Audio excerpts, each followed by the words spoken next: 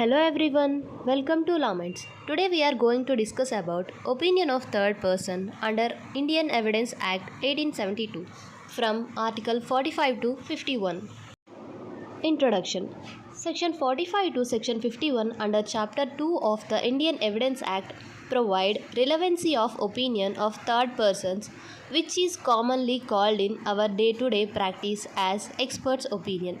The exception is based on the principle that the court can't form opinion on the matters, which are technically complicated and professionally sophisticated, without assistance of the persons who have acquired special knowledge and skills on those matters.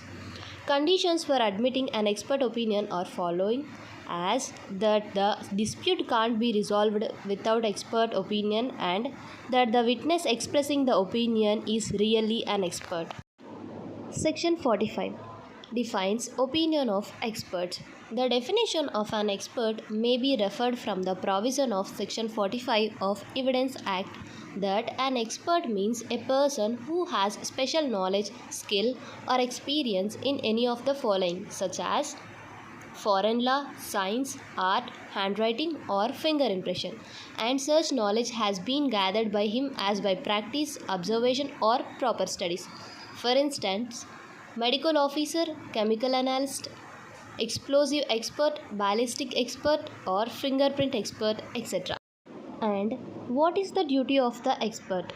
The primary obligation of the expert witness is to assist the court on the cases which fall under the ambit of their expertise. They are not bound to compel the parties to pay their fees who have appointed them. There is a common perception that the clients who appoint the expertise make their expert lean towards themselves, hence making their cases favorable.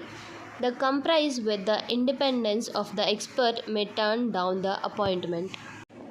Expert opinion value. There are two aspects of expert evidence: data evidence and opinion evidence. Generally, data evidence are accepted until they vary the oral evidence. The second one, opinion evidence, is drawn from the data and it would not got precedence over the direct eyewitness testimony unless inconsistency between the two is so great as to falsify the oral evidence. Conditions. The provisions of Indian Evidence Act, judicial precedents and our day-to-day practice is may be submitted that the following kinds of expert opinion may be relevant, that is foreign law, science or art, fingerprint expert, medical opinion, handwriting, ballistic expert or evidence of tracking dogs. Section 45A. Opinion of examiner of electronic evidence. When in a proceeding, the court has to form an opinion on any matter relating to any information transmitted or stored in any computer resource or any other electronic or digital form. The opinion of the examiner or electronic evidence referred to in Section 79A of Information Technology Act 2000 is a relevant fact. Explanation. For the purpose of this section, an examiner of electronic evidence shall be an expert. And here is the illustration. The copyright of a computer program of the plaintiff is infringed. The plaintiff shows that there is a chain of similarities between his program and defendant's program. The defendant replied that the area of the alleged similarly or mere coincidence, and generally this part is used by many programmers in such circumstances. Here, an appropriately qualified expert can give evidence about the nature of the routine and code in question and how they are derived by the program. Section 46. Facts bearing upon options of experts. Facts not otherwise relevant or relevant if they support or are inconsistent with the opinion of experts when such opinions are relevant. And here is the illustration.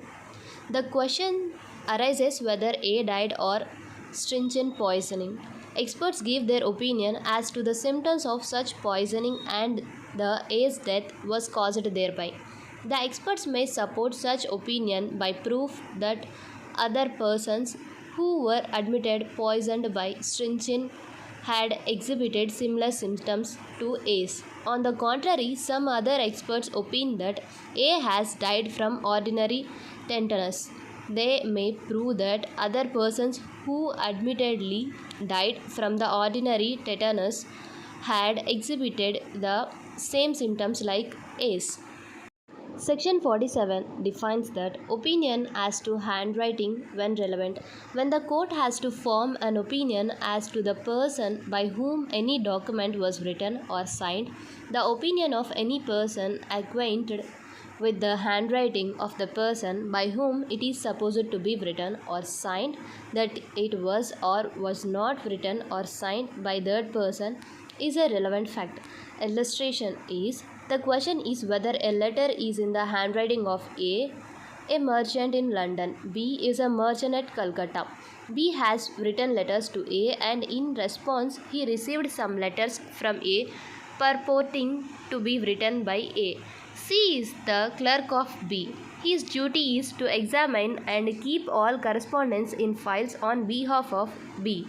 Accordingly, all the letters purporting to be written and sent by A to B has been examined by C and kept by C in the files. Opinion of B or C on the question whether the letter is in the handwriting of A or relevant. Here is the immaterial that B or C has never seen A write. Section 47A, opinion as to electronic signature when relevant, defines that when the court has to form an opinion as to the electronic signature of any person, the opinion of the certifying authority which has issued the electronic signature certificate is a relevant fact. And now section 48 defines that opinion as to existence of right or custom when relevant. When the court has to form an opinion as to the existence of any general custom or right, the opinion of persons who are in a position to know about its existence are relevant. Explanation: the expression general custom or right includes customs or rights common to any considerable class of persons. Private rights are excluded from the operation of this section. Here is the word general is a equivalent to the term public. Illustration is: the right of villagers of a particular village to use the water of a particular well in a general right within the meaning of this section. Section 49 defines that opinions as to usages, tenets, etc. when relevant.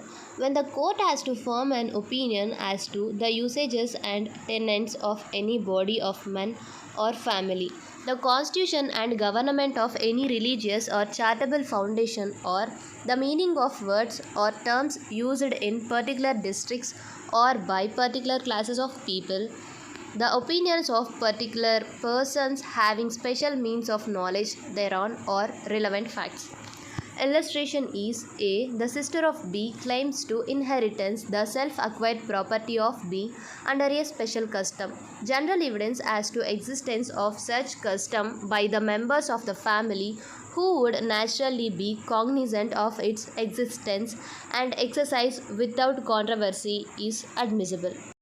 Section 50. Opinion on relationship when relevant, defines that when the court has to form an opinion as to the relationship of one person to another, the opinion expressed by conduct as to the existence of such relationship of any person who, as a member of the family or otherwise, has special means of knowledge on the subject is a relevant fact.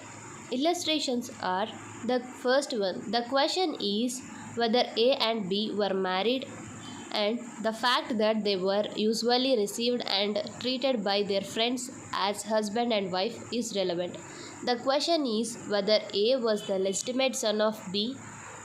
The fact that A was always treated as such by members of the family is relevant. And it should be noted that, provided that such opinions shall not be sufficient to prove a marriage in proceedings under the Indian Divorce Act 1869 or in prosecutions under section 494, 495, 497 or 498 of Indian Penal Code. Section 51 defines that grounds of opinion when relevant. Whenever the opinion of any living person is relevant, the grounds on which such opinion is based are also relevant. Opinion is no evidence without assigning reasons for such opinion. The corrections of the opinion can be better estimated if the reasons upon which it is based are known. If the reasons are inconclusive, the opinion is worth nothing. Illustration is an expert may give an account of experiments performed by him for the purpose of forming his opinion, and the here is relevant case law Govardhan versus State. An excise inspector is an expert on the question whether a certain liquid is illicit liquor or not. Before he gives his opinion as an expert, he has to examine it, has also to furnish the data on which his opinion is based. His bald statement that the contents of the bottles are illicit liquor is not sufficient to prove that fact. Conclusion. Law related to expert evidence is mentioned particularly in section 45 to section 51 of Indian Evidence Act and restricted to the interpretation of these sections only. The general rule is that the opinion of persons or the beliefs of the witnesses is not admissible in the court. Expert opinion becomes admissible only when the expert is examined as a witness in the court. The report of an expert is not admissible unless the expert gives the reasons for forming the opinion and his evidence is tested by cross-examination by the adverse party.